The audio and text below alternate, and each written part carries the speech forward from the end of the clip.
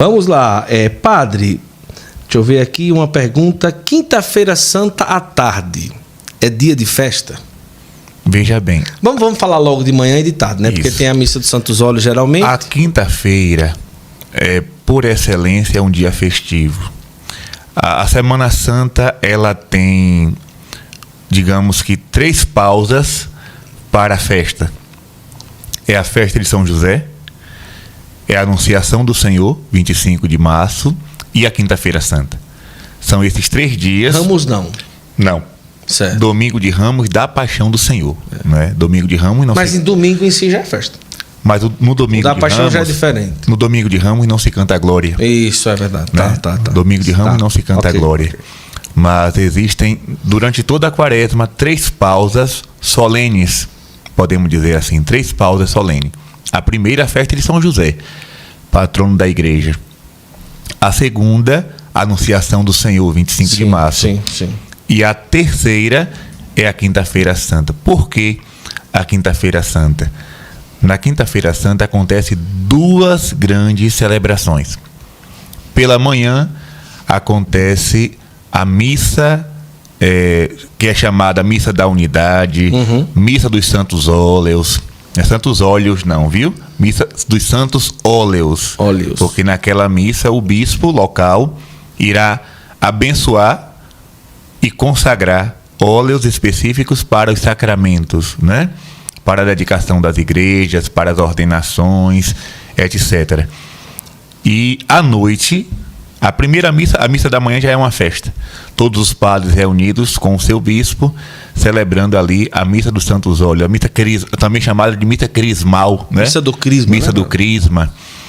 Mas à noite a igreja celebrará a instituição da Eucaristia e a instituição do sacerdócio. Então, naquela noite da Quinta-feira Santa, se toca o sino, se canta o Glória, é uma festa. É a festa onde Jesus deixa para nós 2 grandes sacramentos. A sua presença real no pão e no vinho consagrados e a sua presença na figura do sacerdote. Né? Ele é o sacramento da ordem. Fazer isto em memória de mim. Aquilo foi uma ordenação, né? Uma ordem dada aos apóstolos. Então, a Quinta-feira Santa é um dia de festa por excelência. Quando termina a celebração da Quinta-feira Santa, silêncio absoluto até o sábado de Aleluia.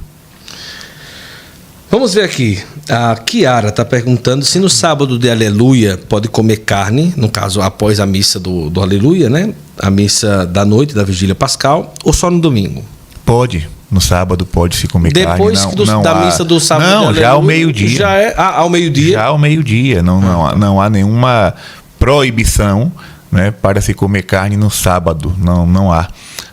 Na sexta, sim, é claro. Sexta-feira Santa nós já sabemos. No sábado, não. Até porque na liturgia pré-conciliar, a missa da vigília era no sábado pela manhã. Olha, né? só. No sábado pela manhã já se cantava o Aleluia. Né? Tanto é que os antigos, lá na minha região, os mais antigos diziam assim, tem uma superstição, né? Eu nunca fiz isso, nunca tive essa curiosidade. Colocar uma bacia, alguém que está aí assistindo vai lembrar disso. Colocar uma bacia com água na frente da casa para ver Aleluia passar. Os mais antigos então dizia que ali por volta entre as 9 e as 10 horas Aleluia do sábado, passava. Aleluia passava. Agora o que é Aleluia que passa, eu não sei, né? E nem quer ver, né? Não quero ver. Deve ser algum reflexo do sol que né, na água. Então o povo tinha aquele tempo pouca instrução, né? Mas pouca instrução, mas tinha muita fé o povo, né? Sim. Então, até o rádio permanecia desligado até as 9 horas do sábado, né? Lindo. A partir das 9 já se podia cantar o Aleluia. Mas isso são tradições populares, não tem nada a ver com a liturgia católica, mas o sábado, no meio-dia, já se pode comer carne sem problema algum. Muito bom. Outra pergunta aqui que nós queremos trazer, que vai deixando a sua pergunta aqui nos comentários, tá bom? Do YouTube do Padre Gabriel. O Renael Brito está perguntando assim: Padre, por que Jesus disse na cruz, Pai, por que me abandonaste? Pronto. Na cruz, nosso Senhor Jesus Cristo estava rezando salmos, certo? Então, quando Jesus diz Eloi, Eloi, lama sabachthani, ele não está pronunciando palavras que saíram naquele momento do seu coração. Sim. Não. Na cruz, Jesus permanece rezando. Como um bom judeu, né? Jesus é de origem judaica, por nascimento, né? Uhum. Então, ele tinha o costume de rezar os salmos. Rezava em casa, rezava na sinagoga, rezava no templo, e na cruz ele permanecia rezando. Então, algumas das frases que Jesus diz na cruz são frases do salmo que ele estava, né, dirigindo ao Pai. Muito bom, vamos ver aqui. Padre, o jejum da sexta, nós devemos começar na quinta às 18 horas e terminar na sexta às 18 horas? Queria saber, pois é assim que ela faz, a Renata. Se você faz assim, não tem problema nenhum, viu? Mas o jejum obrigatório, né, é a partir da meia-noite da sexta-feira até a meia-noite do sábado, né? Ou melhor, que inicia o sábado. A Carol está dizendo, ela mandou até um superchat. Padre, sou casada, sua bênção, padre, sou casada só no civil, eu rezo pelo meu matrimônio. Como posso me preparar para a Semana Santa sem poder me confessar? Pronto. Se você não tem o sacramento do matrimônio e por causa disso não pode receber também o sacramento da confissão e da Eucaristia, você pode muito bem se preparar para a Páscoa com gestos e com atos de penitência. Por exemplo, com certeza em todas as paróquias do mundo, nesta Semana Santa, acontecerão celebrações penitenciais. Em algumas paróquias, inclusive, separam, né, a noite dos homens e a noite das mulheres. Eu fazia assim quando era pároco lá em Acupe. A segunda-feira era a celebração penitencial para os homens, na terça para as mulheres e na quarta a procissão do encontro. Mas cada paróquia vai fazer do seu jeito.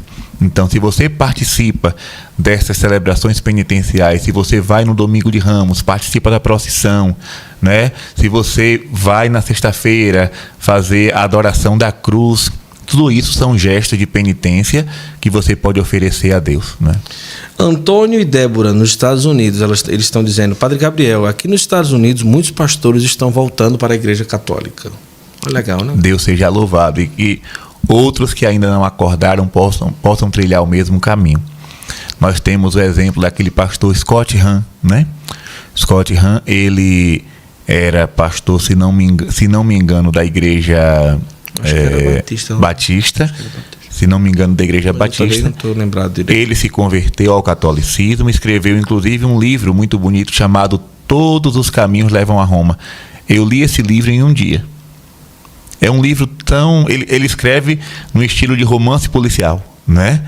É um livro muito gostoso de ser lido. Eu li em um dia. Todos os caminhos levam a Roma. Ele conta como se fosse uma novela a história dele de conversão e depois da conversão da esposa e também de toda a família.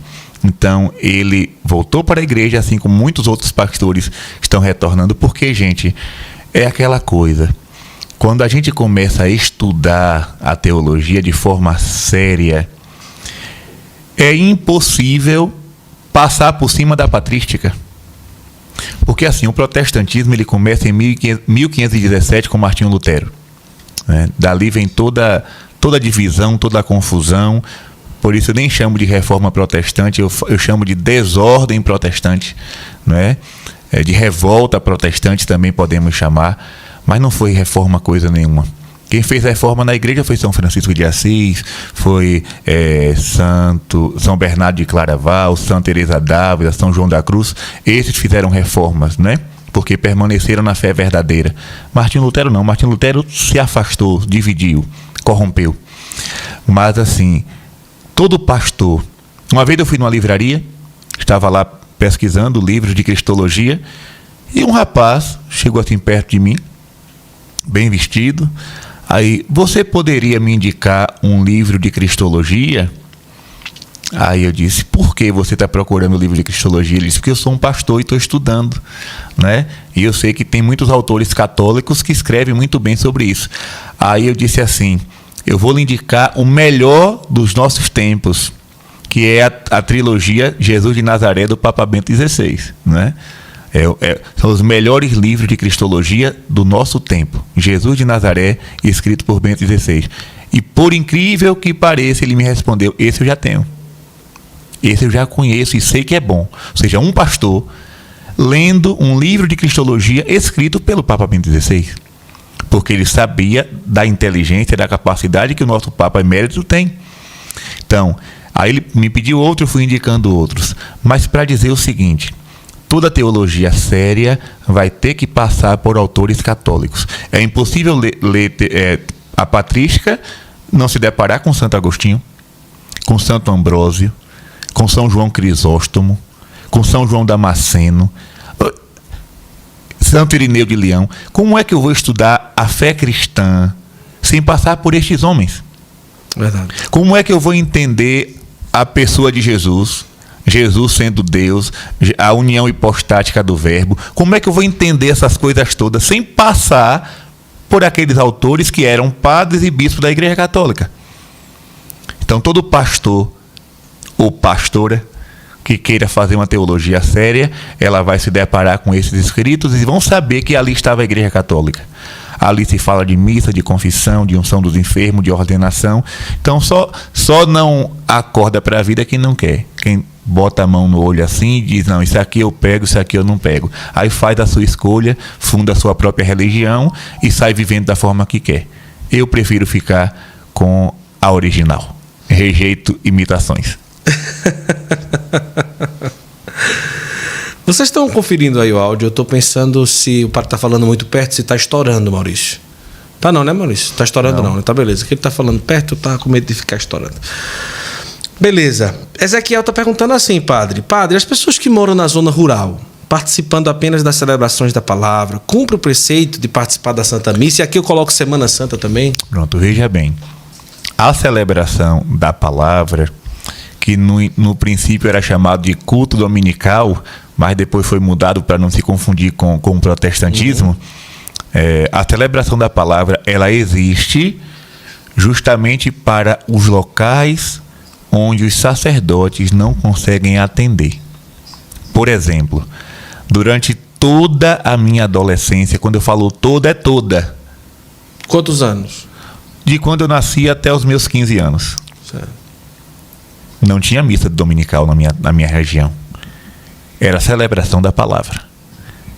Terço, novena, procissão, via sacra, romaria. A igreja era conduzida 99% pelos leigos. A vida do padre era uma festa. Quando o padre chegava, a gente soltava foguete para dizer que o padre chegou. Né? Lá no Batatã, onde eu nasci e me criei, quando um padre chegava, era missa de festa. Era festa de São Roque, missa das mães, missa de Natal, missa de primeira Eucaristia. Falecido não? Não, falecido os leigos faziam exéquias, né? Aí quando tinha alguém que queria celebrar uma missa para falecidos, muitas vezes chamava padres de outras cidades. Tanto é que era costume na minha região dizer assim: vai ter missa, vai. Quem é o padre? O padre de onde? Aí dizia: é o padre de São Felipe, é o padre de Cruz das Almas, é o padre de São Félix ou o padre de Maragogipe. Eram 4 opções, né? De cidades vizinhas.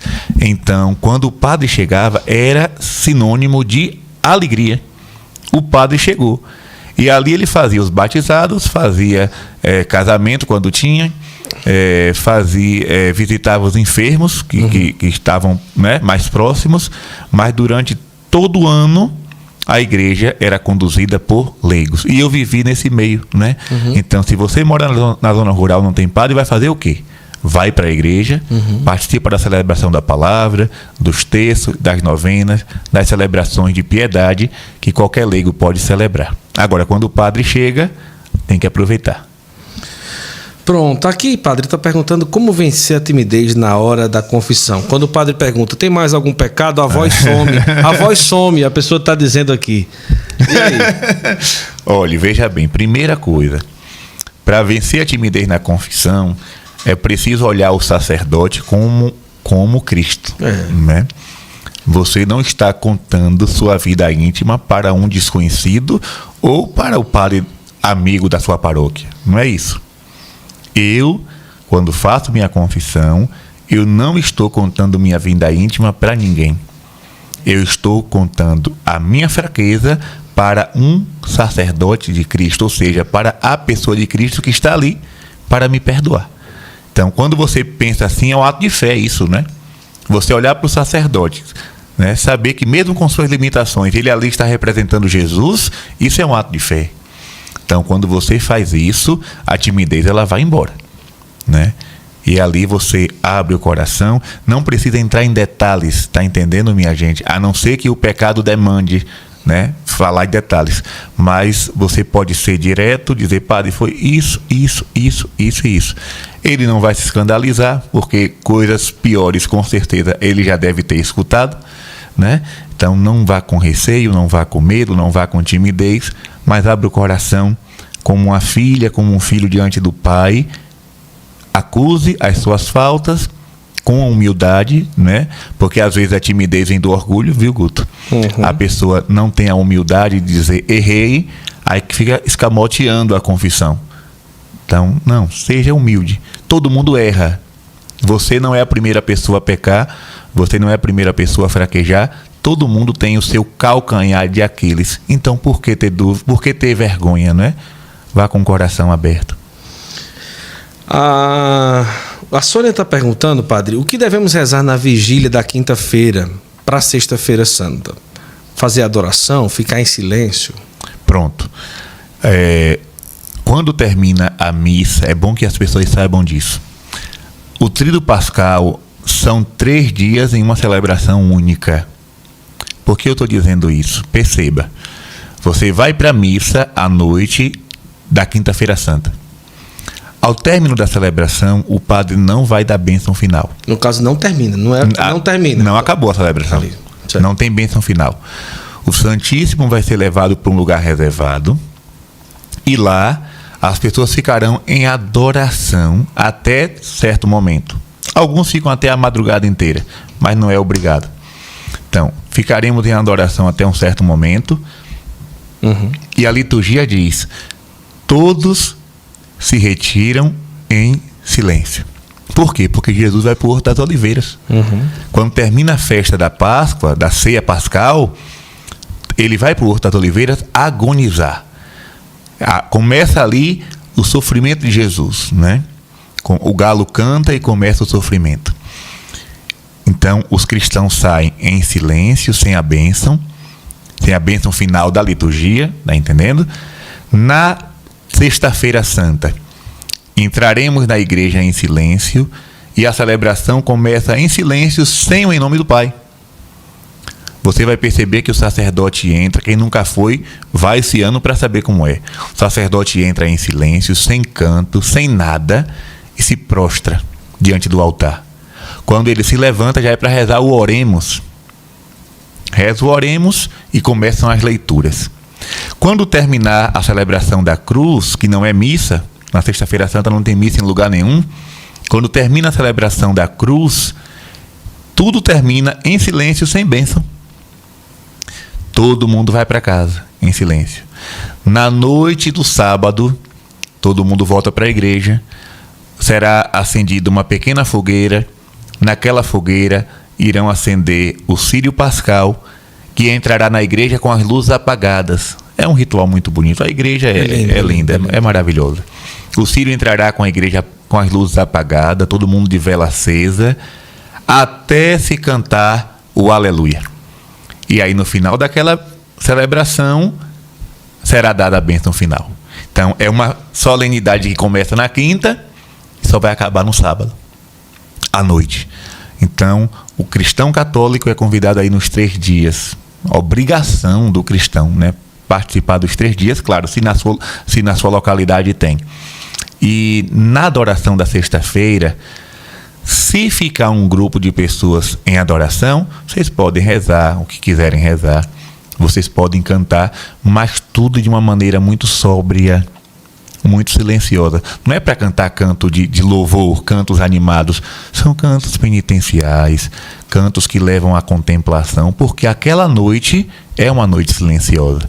Naquela noite, Jesus vai passar por vários martírios até o amanhecer do dia, quando ele é apresentado na casa de Pilatos, né? Então, a adoração da quinta-feira não é como a adoração dos outros dias, do tempo comum, que a gente canta, bate palma e louva. Não. A adoração da quinta-feira, ela tem uma tonalidade, eu vou usar a expressão, uma tonalidade diferenciada por ser uma noite de vigília, de agonia. Padre, pode se confessar na Sexta-feira Santa? Pode, não tem problema nenhum não, né? Na Sexta-feira Santa só não se celebra a missa, nem casamento, nem batizado, essas coisas não. Mas o sacramento da penitência e a unção dos enfermos se dá, né? E se o enfermo estiver em agonia, ou seja, na hora de decolar para o céu, também pode receber a Eucaristia, né? Como se também comunga, os fiéis comungam na celebração da paixão, né? Agora, a missa não celebra, e casamento, ordenação, essas coisas não. Mas o sacramento da penitência pode ser administrado, claro, se o sacerdote estiver presente, né? Mas não deixe para se confessar na Sexta-feira Santa, não. Vá antes, porque a sexta-feira é um dia muito puxado. E nem todo padre vai confessar. O padre está celebrando a paixão, tem via sacra, né? Tudo isso. Então, é melhor não arriscar. Deixar para a Sexta-feira Santa é um risco muito grande. Como estar recolhido e guardar o silêncio? O Murilo está perguntando. Pronto. Primeiro, evitar um ambiente festivo, né? Você não vai guardar silêncio num bar, num restaurante. Não. Se você vai guardar silêncio, o bom é que você permaneça em casa. No shopping. No shopping não vai guardar silêncio. Numa praia. Não tem condições. Então, se você quer passar um dia recolhido, você passa em casa, né? Não liga a TV, não liga som. Se quiser botar uma música, um canto gregoriano, uma música da Semana Santa, né? Para deixar um clima assim, ambiente, né? E durante aquele dia, rezar. Né? Pode trabalhar, claro, fazer seus trabalhos de casa mesmo, né? Vai escrever alguma coisa, vai ler um livro espiritual. O silêncio é interior. Padre, conte para quem não sabe sobre as 7 dores de Maria. Pronto, as 7 dores de Maria vem de uma tradição piedosa, né? Nós não temos a palavra 7 dores na Sagrada Escritura. Nós temos a profecia de Simeão: uma espada de dor transpassará a tua alma, né? Então, essa profecia de Simeão, ela foi, digamos que, dividida em capítulos, e que deu o total de 7. Deixa eu ver se eu consigo lembrar as 7 aqui agora. Primeira dor é a profecia de Simeão. Ali Maria já pressente um caminho de sofrimento. A segunda dor, a fuga para o Egito, né? Ter que sair de casa às pressas para o menino Jesus não morrer. A fuga para o Egito. Depois nós temos a dor de ver Jesus preso, um encontro no Calvário, Jesus a caminho do Calvário, Jesus pregado na cruz, Jesus com o filho morto nos braços, Jesus no sepulcro. Nossa Senhora com o filho morto nos braços. Certo. Perdão.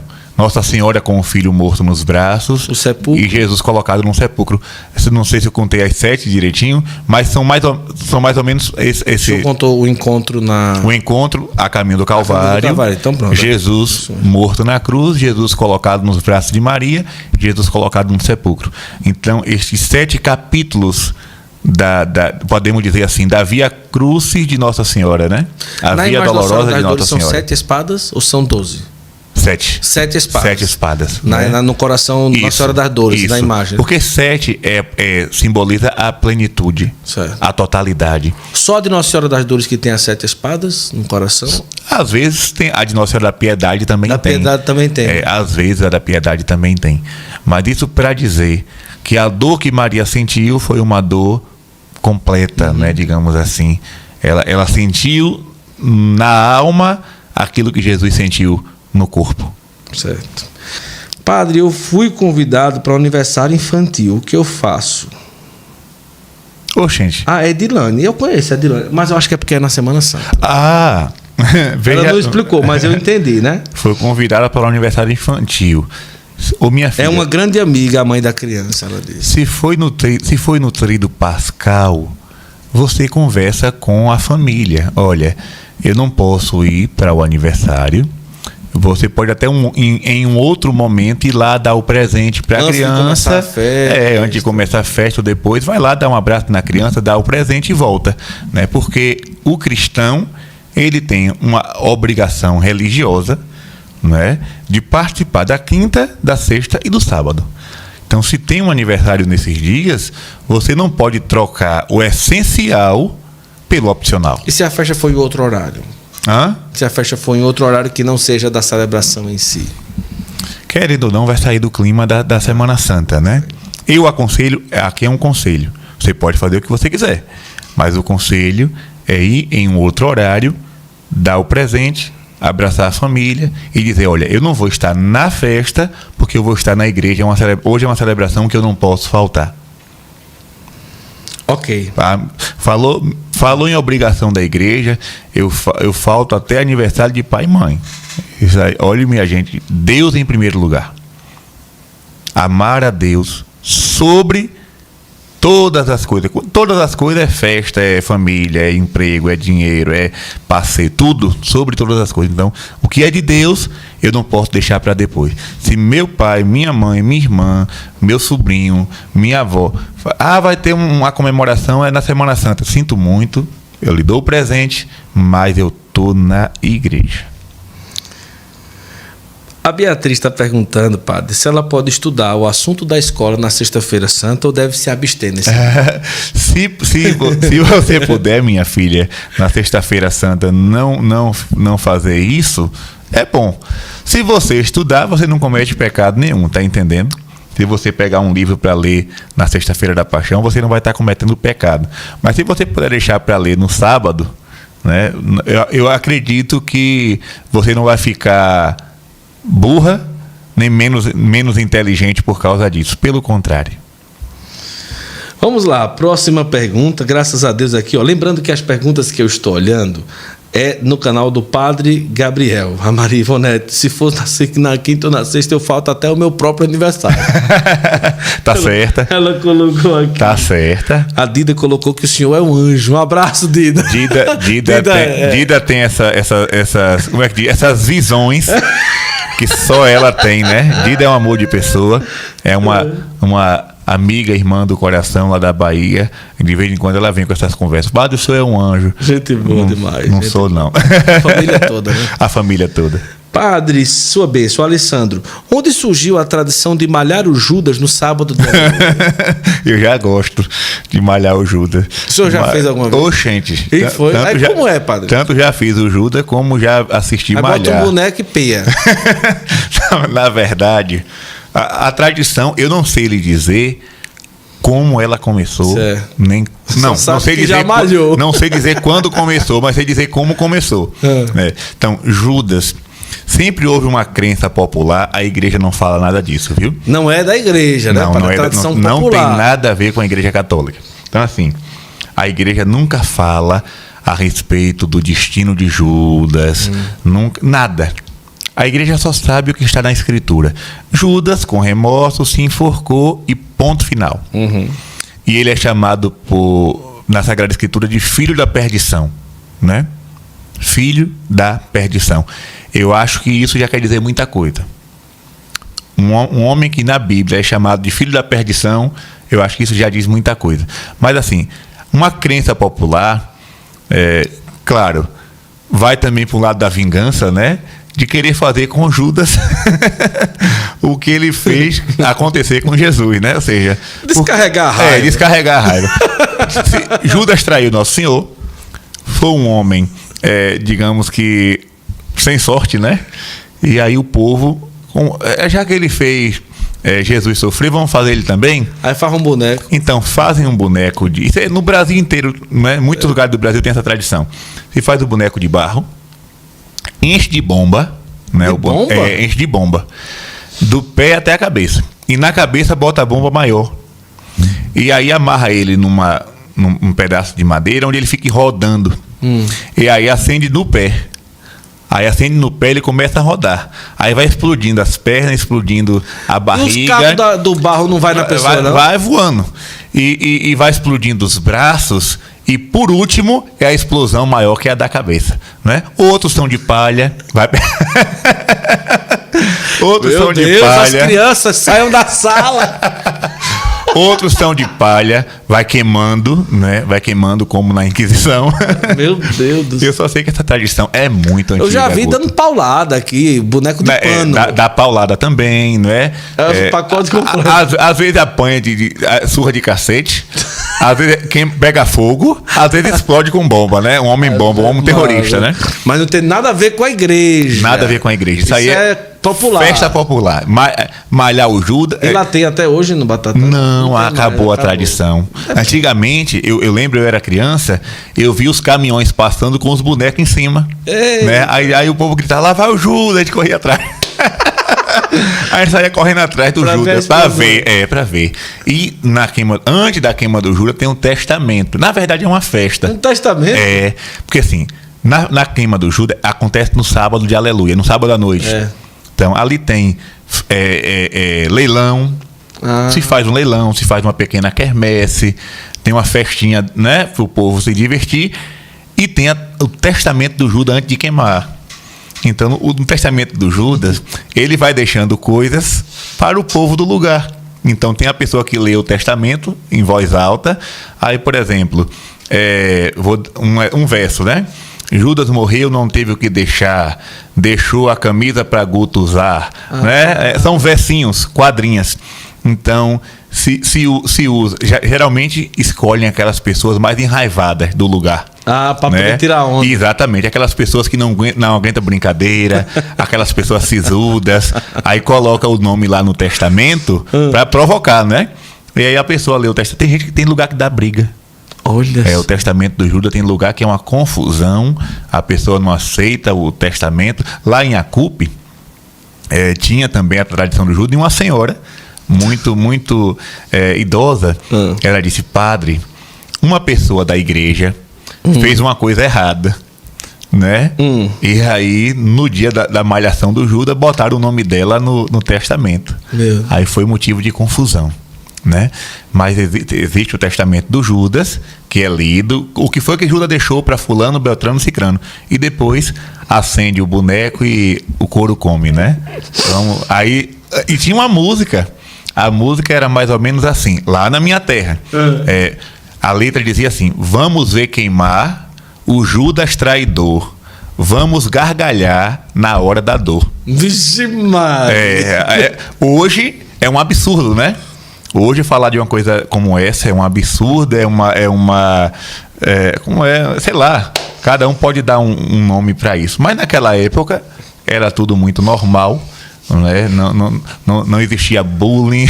É a tradição. Era a tradição. Vamos ver queimar o Judas traidor, e a gente estava lá dando risada daquele homem que matou, permitiu que Nosso Senhor fosse morto na cruz. Vamos ver aí. Pessoal, Judas morreu, não teve o que deixar, deixou uma panela para fulano lavar. Dida botou aqui, foi Dida que botou aqui.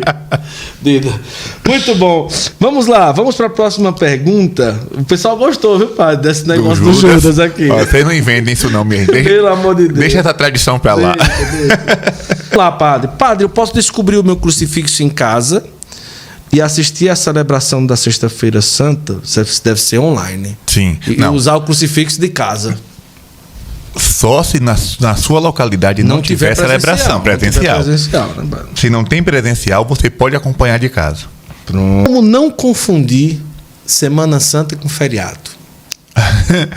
É um perigo, né, padre? Tendo fé. Se a pessoa tem fé. E quando eu falo de ter fé, minha gente, não é supor. Muita gente supõe que tem fé, mas não tem. São verdadeiros ateus. Supõe que tem fé, mas são ateus. É aquilo que Dom Henrique dizia: quem não reza é ateu. Não, eu tenho um quadro do coração de Jesus na minha parede.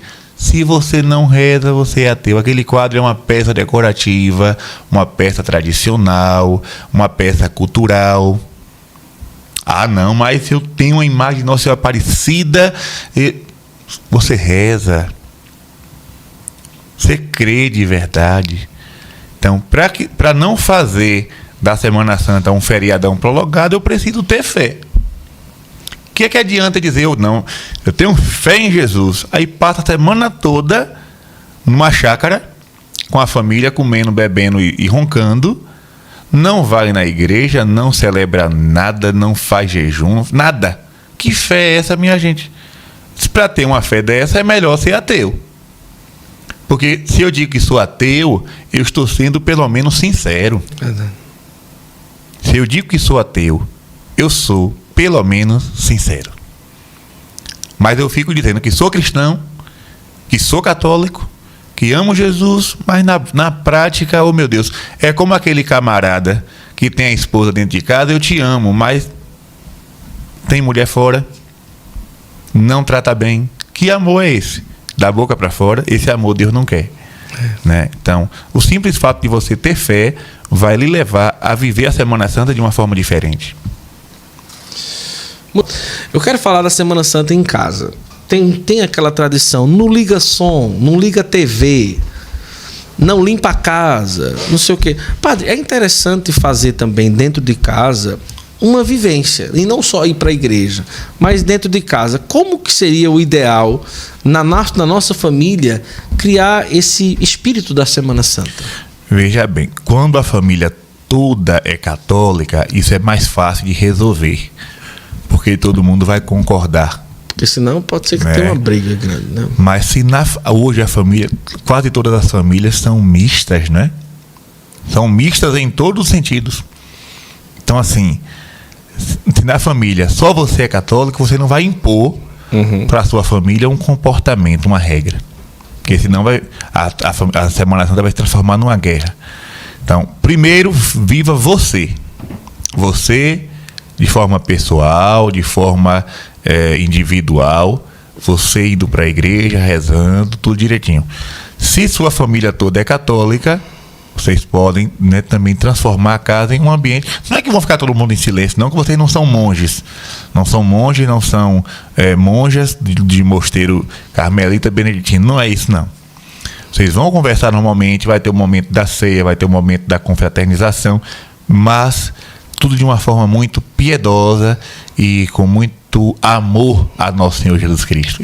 Isso é o que mais importa, né? A próxima pergunta eu quero trazer aqui a pergunta da via sacra. Até quando pode fazer? Até quando pode fazer? A via sacra? A via sacra. Não, minha gente. A via sacra você pode fazer toda sexta-feira do ano. O ano todinho, né, padre? Não tem tempo para rezar a via sacra, não. O tempo propício, né, o tempo favorável, como diz a música, eis o tempo favorável, é a quaresma. Você pode rezar até todos os dias, se você quiser. Mas passando a quaresma, você pode fazer a via sacra todas as sextas-feiras do ano.